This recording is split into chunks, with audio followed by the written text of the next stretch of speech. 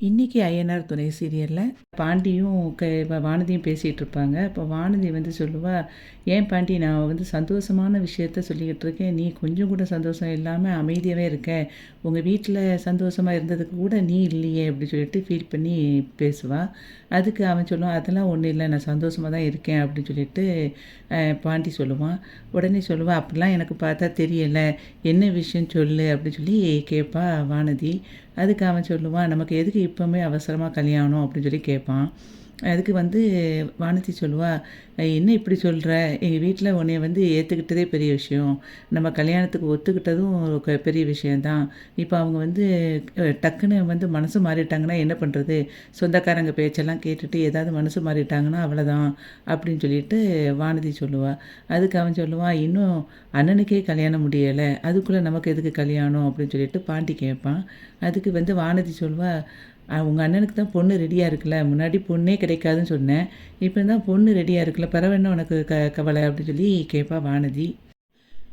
முன்னாடியாவது நமக்கு முன்னாடி கல்யாணம் முடிஞ்சிருச்சுன்னா அவங்க அண்ணனுக்கு பொண்ணு கிடைக்காதுன்னு நீ ஃபீல் பண்ணலாம், இப்போ தான் உங்கள் பொண்ணு வந்து ரெடியாக இருக்கு, உங்கள் அண்ணன் தான் லவ் பண்ணிக்கிட்டு இருக்கார்ல அப்படின்னு சொல்லிட்டு வானதி வந்து சொல்லிகிட்டு இருப்பா.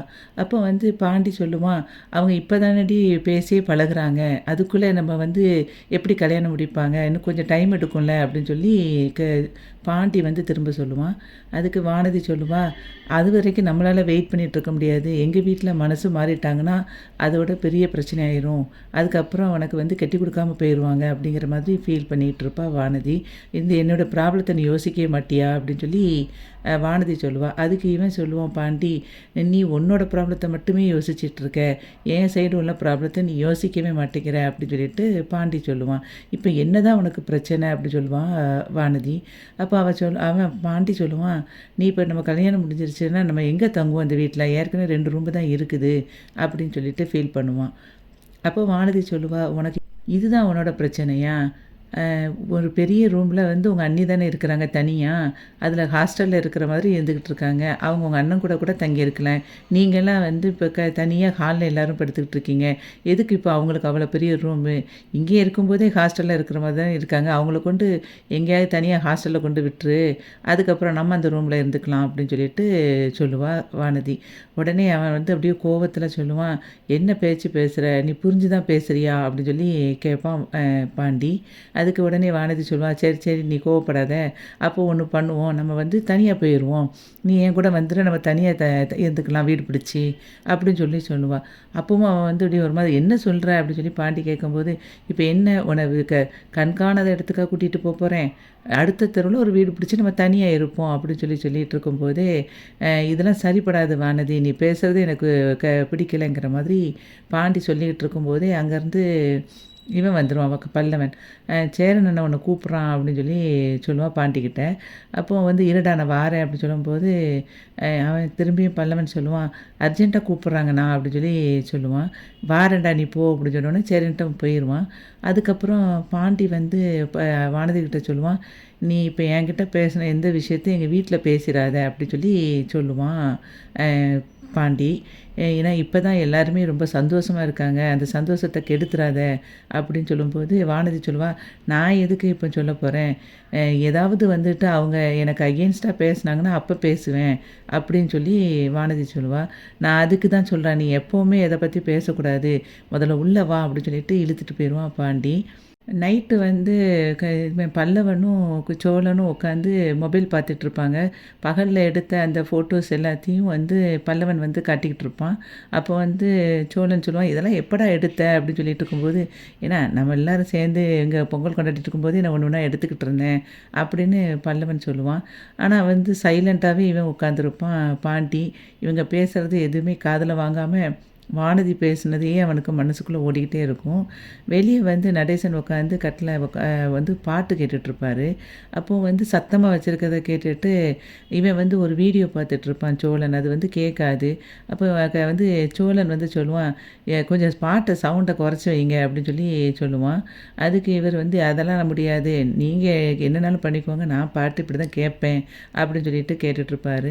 அப்போ கொஞ்சம் பல்லவனும் வந்து திட்டிகிட்ருப்பான். அப்போது வந்து சோழன் சொல்லுவான், சரி விடுடா இருக்கட்டும் அப்படின்னு சொல்லிட்டு பார்த்துட்டு இருக்கும்போதும் இவன் வந்து அமைதியாகவே இருப்பான் பாண்டி.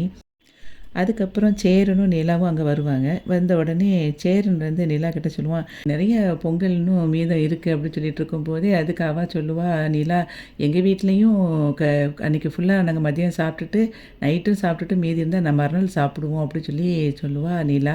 உடனே அதுக்கு சோழன் சொல்லுவான், "இங்கே நப்பில் என்ன, எங்கள் அண்ணன் மறுநாளும் வச்சு அதை ஒப்பேத்துறதுக்கு பார்ப்பான்" அப்படிங்கிற மாதிரி கிண்டடிப்பான். அப்போது நிலா வந்து "சும்மா இருங்க" அப்படின்னு சொல்லி சொல்லுவா. உடனே சிரிச்சிட்டே இருப்பான் சேரன்.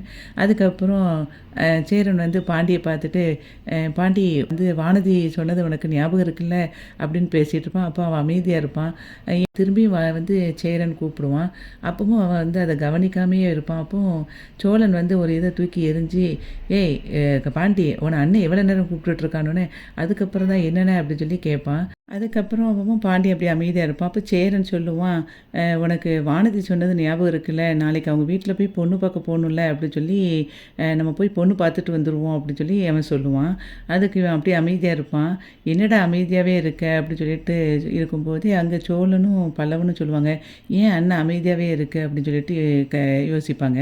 அப்போ வெளியே இருந்துட்டு நடேசனும் நினைப்பார், ஏன் இவன் இப்படி பார்த்துட்டே இருப்பார் இவன் அமைதியாக இருக்கிறத கேட்டுட்டு. அதுக்கப்புறம் வந்து இவன் சேரன் சொல்லுவான், "என்னடா போயிட்டு வந்துடலாம்ல நாளைக்கு" அப்படின்னு சொல்லி சொல்லும்போது பாண்டி வந்து சொல்லுவான், "எதுக்கு எனக்கு எப்போவுமே அவசரம் கல்யாணம்" அப்படின்னு சொல்லி கேட்கும்போது இவன் சேரன் சொல்லுவான், "என்னடா சொல்கிற இப்படி, வானதி வீட்டிலேருந்து மெனக்கெட்டு வந்து உனக்கிட்ட கேட்க ஆரம்பிச்சிட்டாங்க.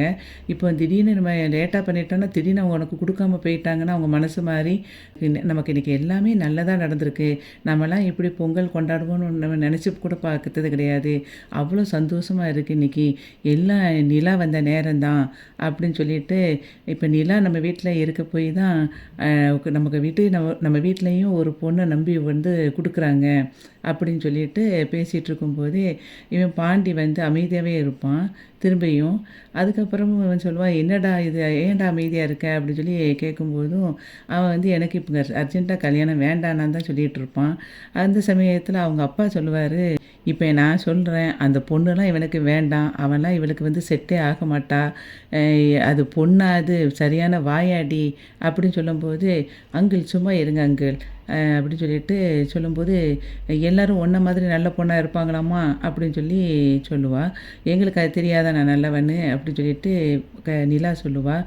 அதுக்கப்புறம் "வாயாடி" அப்படின்னு சொல்லிட்டு இருக்கும்போது, "என்ன மாதிரியே எல்லோரும் அமைதியாக இருப்பாங்களா" அப்படின்னு சொல்லிட்டு நிலா சொல்லுவாள். உடனே அதுக்கு நடேசனு, "இங்கே பாரு, அது நீயும் வாயாடி தான், ஆனால் அவள் வந்து உன்னை வந்து சமாளிச்சிடலாம், அவளை வந்து சமாளிக்க முடியாது, அதனால தான் நான் சொல்கிறேன், எல்லோரும் உன்னை மாதிரியே நல்லவங்களாம் இங்கே இருந்துட முடியாது" அப்படின்னு சொல்லி சொல்லும்போதும் வந்து சேரன் சொல்லுவான், "அப்பா சும்மா இருங்க, வந்து வானதிக்கே வந்து அவனை பிடிச்சிருக்கு, அதே மாதிரி பாண்டிக்கு அந்த பொண்ணை பிடிச்சிருக்கு" அப்படின்னு சொல்லிகிட்டு இருக்கும்போதே இவன் சொல்லுவான், "நான் சொல்கிறத கேளுங்க, நீங்கள் வந்து அதுக்கப்புறம் பின்னாடி கஷ்டப்பட போகிறீங்க" அப்படின்னு சொல்லிட்டு நடேசன் வந்து வெளியே போயிடுவார். அப்போ சோழன் சொல்லுவான், "இன்றைக்கி தான் இவர் கரெக்டாக பாயிண்ட்டாக பேசியிருக்காரு என்ன" அப்படின்னு சொல்லி சொல்லும்போது நிலா வந்து திட்டுவாள். அதுக்கப்புறம் நிலா வந்து ஆஃபீஸ்க்கு போயிடுவா. ஆஃபீஸ்க்கு போன பிறகு ராகவ் வந்து அங்கேருந்து வந்து நிலாவை கூப்பிடுவான், "என்னோடய ரூமுக்கு வாங்க" அப்படின்னு சொல்லிட்டு. அப்புறம் வந்து இவள் உள்ளே போவா. போன உடனே "என்ன" அப்படின்னு சொல்லி கேட்பா. "நீங்கள் நேற்று ஏன் அப்படி மெசேஜ் பண்ணீங்க" அப்படின்னு சொல்லி அவன் கேட்பான். "எப்படிங்க" அப்படின்னு சொல்லி கேட்பான். "இன்னும் ஒன்றும் தெரியாத மாதிரி நடிக்காதீங்க, இஷ்டம் போல் பேசுகிறீங்க, நான் ஒரு பாஸுங்கிறத கூட நீங்கள் மறந்துக்கிட்டு அந்த மாதிரி கேவலமாக பேசியிருக்கீங்க, நீங்கள் ஒரு படித்த பொண்ணு தானே, படித்த பொண்ணு இப்படியா பேசுவீங்க" அப்படி இப்படின்னு பயங்கரமாக திட்டிகிட்டு இருப்பான். அப்போ எனக்கு ஒன்றும் புரியலை அப்படின்பா. "நீங்கள் புரியாத மாதிரி நடிக்காதீங்க, அதுலேருந்து நீங்கள் மெசேஜ் பண்ணாத மாதிரி தப்பிக்காதீங்க" அப்படின்னு சொல்லிட்டு அந்த மெசேஜ் எடுத்து காட்டுவான். "இந்த பாருங்க" அப்படின்னு சொல்லிட்டு அவன் மொபைல்லேருந்து காட்டுவான். உடனே இவன் ஷாக் ஆகிட்டு அப்படியே யோசிப்பா, நம்ம பண்ணவே இல்லையே நம்ம ஃபோன்லேருந்து, அப்போ யார் பண்ணியிருப்பா அப்படின்னு சொல்லும்போது, அந்த பொங்கல் அன்றைக்கி அவங்க ஃபோட்டோ எடுக்கும்போது அந்த ஃபோனை அவன் சோழன் கையில் கொடுத்தது ஞாபகத்துக்கு வந்திருக்கும். அப்போ அவன் நினைப்பா, "ஓ, சோழன் தான் இந்த வேலை பண்ணிட்டாரா" அப்படின்னு சொல்லி யோசிச்சுட்டு இருக்கும்போதே ராகவ் சொல்லுவான், "நான் உங்களுக்கு அனுப்புனது பிடிக்கலைன்னா நீங்கள் ஒன்று எனக்கு மெசேஜ் பண்ணாமே இருந்திருக்கலாமே, ரிப்ளை கொடுத்துருக்க வேண்டிய தேவையில்லை, அதுக்காக இப்படி கொடுக்கணுமா, இந்த மாதிரி இனிமேல் வச்சுக்காதீங்க பார்த்துக்கோங்க" அப்படின்னு சொல்லிட்டு திட்டி அவளை வந்து "என் கண்ணு முன்னால் நிற்காதீங்க போங்க" அப்படின்னு சொல்லிட்டு அனுப்பி விட்ருவான். இவள் அப்படியே சோகமாக உட்காந்துருப்பா. அப்போ திவ்யா கேட்பா, "என்ன பிரச்சனை" அப்படின்னோடனே, "இல்லை, அதை பற்றி பேச விரும்பலை" அப்படின்னு சொல்லிட்டு நிலா சொல்லுவாள். நிலாவ பார்த்துட்டு திவ்யா சொல்லுவா, "உன்ன பார்த்தாலே பாவமா இருக்கு. எனக்கு கொஞ்ச நாளா இப்ப எனக்குமே இங்க இந்த கம்பெனில வேலை பார்க்கவே பிடிக்கல." அப்படின்னு சொல்லிட்டு திவ்யா சொல்லும்போது, இவ சொல்லுவா, "நிலா ஏதாவது வேற வேலை தேடிட்டு தான் போகணும்னு நானும் நினைக்கேன். கிடைச்சிருச்சுன்னா பேப்பர் போட்டுட்டு போயிட்டே இருப்பேன்." அப்படின்னு அவ சொல்லுவா நிலா. அதுக்கப்புறம் நிலா வந்து அவகிட்ட கேட்பா, "உன்னோட ஃப்ரெண்டு ஏதோ ஒரு புதுசா ஒரு கம்பெனி ஸ்டார்ட் பண்ண போறேன்னு சொல்லி சொன்னீல்ல, அதில வேணா நான் ஜாயின் பண்ணிக்கிடட்டுமா?" அப்படின்னு சொல்லி கேட்பா நிலா. அப்போ அதுக்கு வந்து அந்த திவ்யா சொல்லுவா, "அதுக்கு கொஞ்சம் அமௌண்ட்டு நம்ம குடுக்கணும். அதனால தான் நானுமே யோசிச்சுக்கிட்டு இருக்கேன்." அப்படின்னோனே இவ நிலா வந்து சைலண்ட் ஆயிருவா. "சரி கொஞ்சம் வெயிட் பண்ணு. நம்ம ஏதாவது ஒரு கம்பெனில கிடைச்சிச்சுன்னா நம்ம போயிருவோம். நம்ம ட்ரை பண்ணுவோம்." அப்படின்னு சொல்லிட்டு 2 பேரும் பேசிட்டு இருப்பாங்க. அதுக்கப்புறம் வந்து பாண்டியோட கடைக்கு வந்து அங்கேருந்து வானதி வருவா.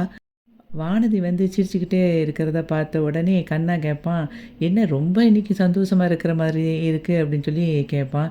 "அப்படியா எனக்கு தெரியுது?" "ஆமா, எப்பவுமே இருக்கிறத விட இன்னைக்கு ரொம்ப சந்தோஷமா தெரியுது." அப்படின்னு சொல்லும்போது, "ஆமா, எனக்கு வந்து இன்னைக்கு வந்து வாழ்க்கையிலே மறக்க முடியாத நாளா இருக்க போகுது." அப்படின்னு சொல்லும்போது, "என்ன உன் பிறந்த நாளா?" அப்படின்னு சொல்லி கேட்பான். "இல்ல, என்னைய வந்து பாண்டி வந்து பொண்ணு பார்க்க வரப்போறான் நாளைக்கு." அப்படிங்கிற மாதிரி சொல்லுவா வானதி. பாண்டி வந்து அப்படியே லைட்டா சிரிச்சுக்கிட்டே, "ஆமா" அப்படின்னு சொல்லி சொல்ற மாதிரி இன்னைக்கு வந்து ஐயனார் துணை சீரியல் வந்து முடிஞ்சது. வீடியோவுக்கு ஒரு லைக் குடுத்து, சேனல சப்ஸ்கிரைப் பண்ணுங்க. நன்றி.